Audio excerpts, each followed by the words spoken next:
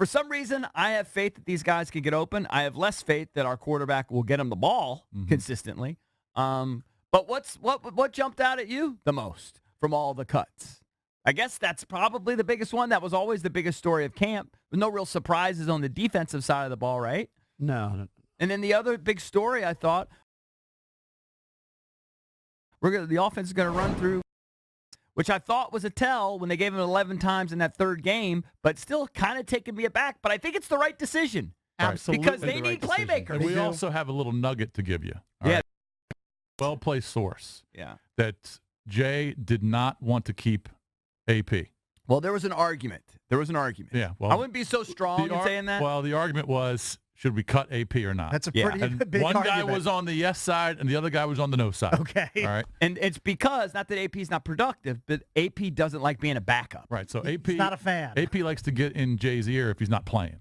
Right. All right. And Jay doesn't want to deal with it. Well, that's what he did So in that New was Orleans. and that's a well-placed source that told us that. And so there was a fight. Isn't that apparently. interesting? Apparently there was some sort of a disagreement on Saturday over the park about that. What that tells me is, I totally believe it, and I know the source.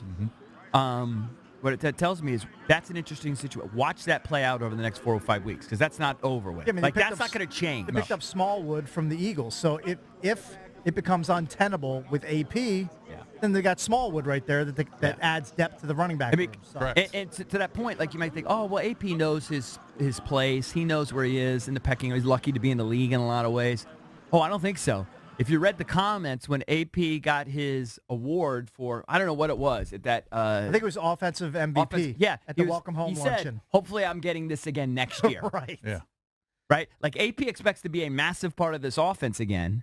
And if he's not getting fed the ball the way he's used to throughout his entire career, I think you'll see what you've always seen throughout his career, him pouting. Right. He's going to be upset. Same thing, like you said, same thing he did with Sean Payton. Yeah. So watch that unfold here over the next 4 to 5 weeks. Because I'll be honest, I was surprised. I thought AP would be the first guy, back there. He'd be the guy getting 15 to 20 carries, and then they'd slowly work Geis in. That doesn't seem to be the plan at all. The plan sems to be, we drafted that guy for a reason. Right. He's healthy now, and we're going to pound the football. He showed the confidence in his knee in the Atlanta game, and they're just going to ride it. They're going to ride it out. They're going to give him 15-plus carries against the Eagles and hope that he can be the workhorse. And frankly, again, it's a reason why I advocated for. But they just need guys that are playmakers. But I think that Peterson, he could be a playmaker. I think Peterson ultimately will get enough carries that'll keep him happy, because I think they're just going to run the ball a lot. I'm not saying Geis can't be a legit number one. I just think Peterson will get his chances. I think he'll get some chances. I don't think it'll be enough. I don't think it'll be enough to satisfy him. Well, we'll see. If Geis stays upright, I don't see Peterson getting the ball more than 7 or 8 times a game. I agree. And if he's the primary in guy, that range, yeah. then he's not going to be happy. Yeah. He's If it's not. 7 or 8, you're right. I agree.